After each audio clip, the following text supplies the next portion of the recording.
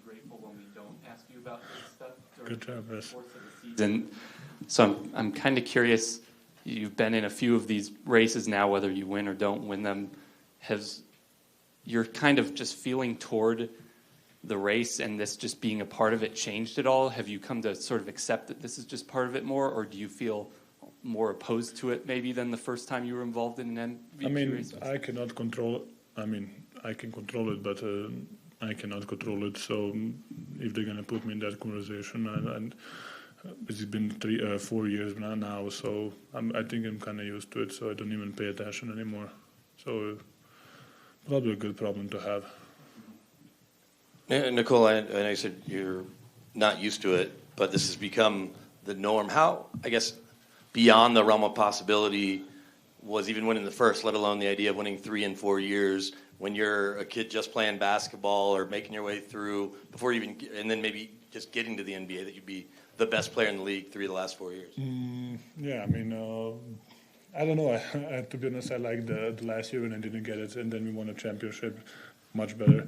But it's I don't know what to say. It's it's a journey. It's a process. It's a trusting in your teammates trusting in you. It's just a whole collective effort that put me in front of the bright spotlight, and I'm kind of the guy. But there is a lot of people, players, coaches, strength coaches, development coaches, medical staff behind me, family, of course, and that you guys don't see it, and I'm just one of them. You mentioned your family. How important, how much more does it mean having them in the room with you when it gets announced and having their reactions too? I didn't invite them. They just show up. So I'm like, who wants to drive like 45 minutes here to get it?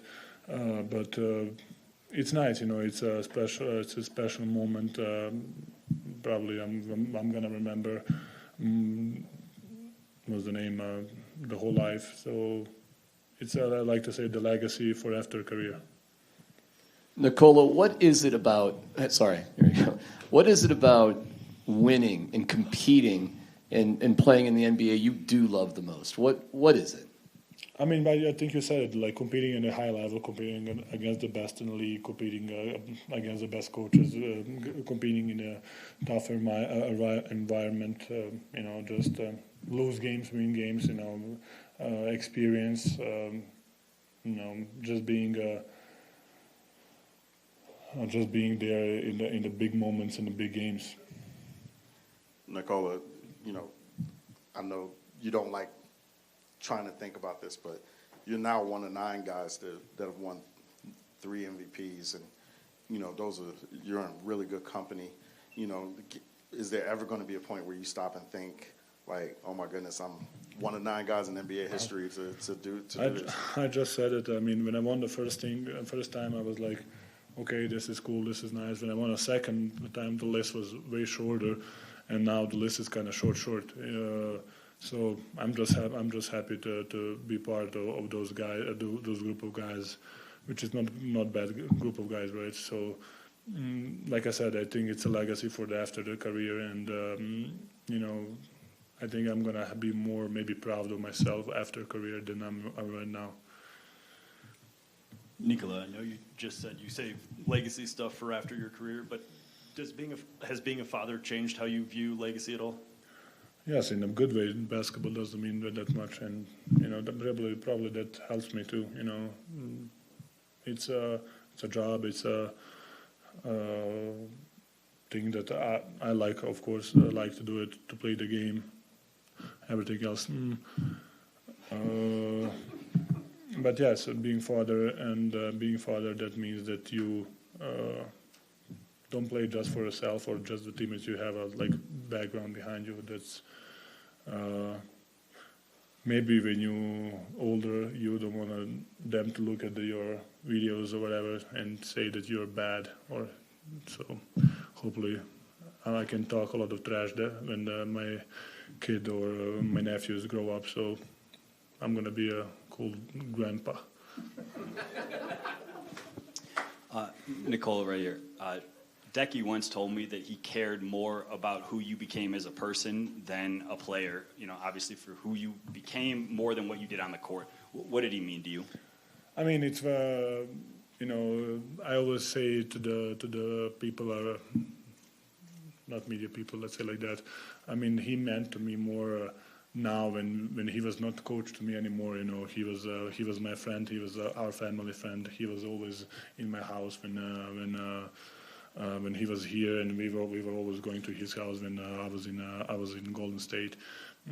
So it was just like really quality friendship with a lot of truth between telling truth between each other and being honest. I think Decky was a guy who you always want to have as a friend, someone who's going to tell you how it is, not with no lying and no trying to hide anything. Nikola, people I think now debate like who's the greatest Denver athlete ever. John Elway with the Broncos or Joe Sakic with the Avs. Like, just for you. Start with this now? No. But like, just when for you to even be in the discussion now with this and the championship, like, is that a little cool for you? No, I don't even know if you know a ton about those guys, but I heard about them, and it's. I don't want to start this conversation. Can we not? I think, being living in Denver or whatever, being a part of Denver, I think it's cool to have, even in hockey right now. I think it's just enjoying the moment because I was here when we were not that good and everybody was like talking bad to us, talking and like thinking bad to us. So just enjoy the moment, enjoy the process, enjoy the because it's gonna pass probably. Everything's past, so this is gonna pass too. So I think enjoy in the moment and be happy. To Nikola, to piggyback off Mike's question about Decky a little bit, you're paying tribute to him with that shirt. I guess, is today a day to kind of just reflect on all the people who, that helped you along the way, and then who has helped you, and how much did he help you? I mean, yes. I mean, and to be honest, I'm wearing this shirt pretty much every day.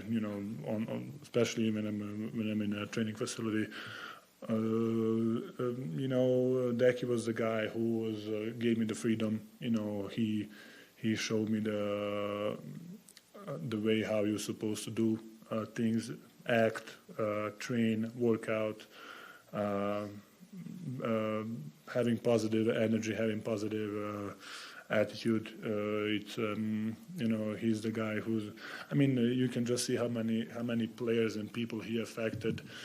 And it's he had a positive effect on me. Like I said, probably more now as a friend than when he was my coach. But yes, basketball wise, he gave me the freedom and to do whatever I want to do, and he trusted me, and I can just say thank you. Nikola, why have you embraced the sponsorships, the commercials, the shoes, like more so than you ever have before? You used to say, if they paid me, I'll do it. So is it just that, or are you actually enjoying it? I mean, I didn't. I had two commercials, right, and I just changed the brand. It was 36 won't show up with great respect to me, and I just said, these guys wants to do and wants to basically help me, use me, however you want to say. And then when I read about them, they're actually really, really popular, and they're really scaling brand, let's say like that. And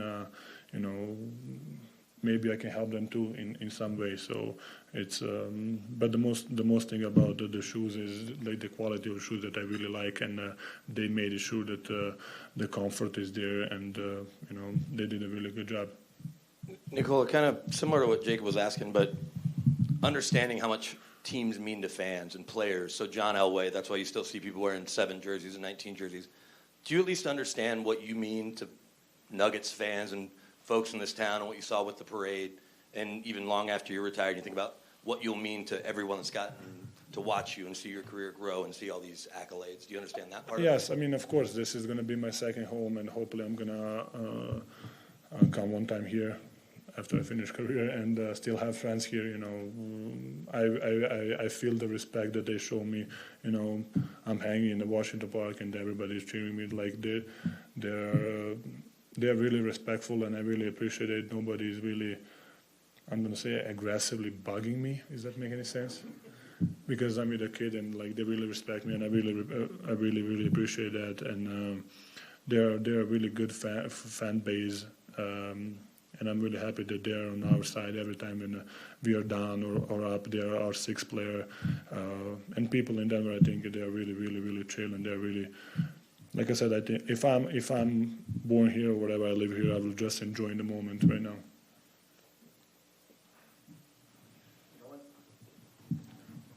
Nikola, there's a really good chance Nathan McKinnon could win the MVP.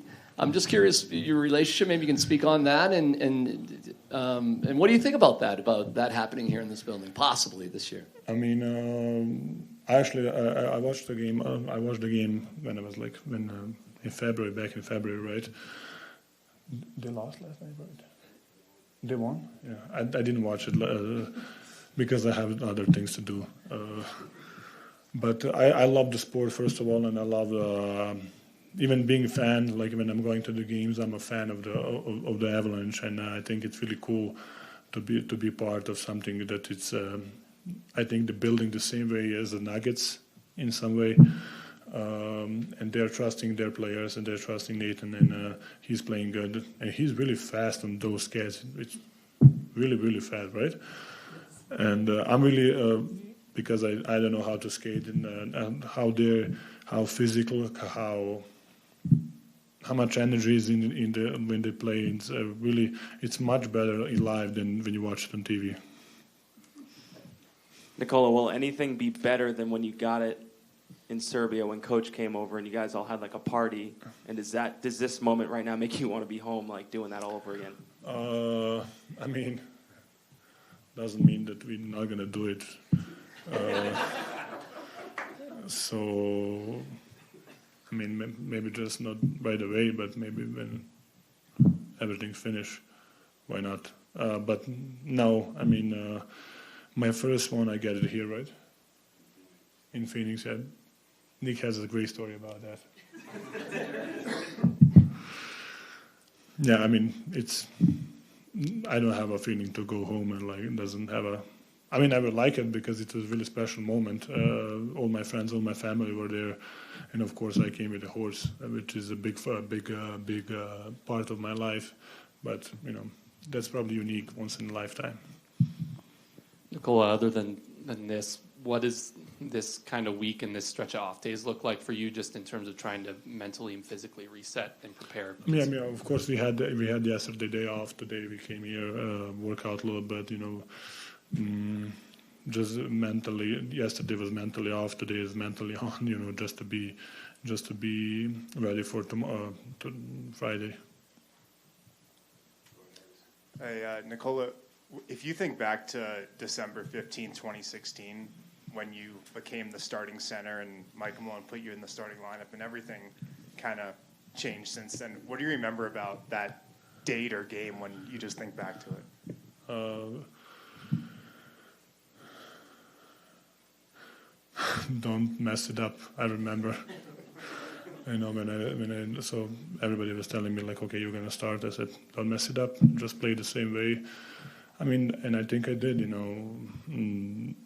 I think even when you get opportunity like that, you don't really think about it, and I think you can think about it if you start thinking about who you're playing or it's a big moment. You're just gonna put a lot of pressure on yourself. Just go and do the thing what brought you there. I think that's advice for young people. Yeah, Nikola, you've talked before about your kind of admiration for a lot of different guys that came before you, but one of those was Tim Duncan, playing with one franchise for 19 years. Do you ever, as much as you have accomplished, before the age of 30, do you ever think about how long you want to play, or what would determine, how long you want to play basketball? I mean, hopefully I'm going to be ready. I mean, I think that the determination is going to be if I can perform on the high level or not. I think I'm not going to take a spot from some young guys or take put the franchise down. Like as long as I can play the high level on the highest level and help the team win, I think that's gonna be my. I'm gonna play until then. Thank you, Nikola. Guys, pleasure like always.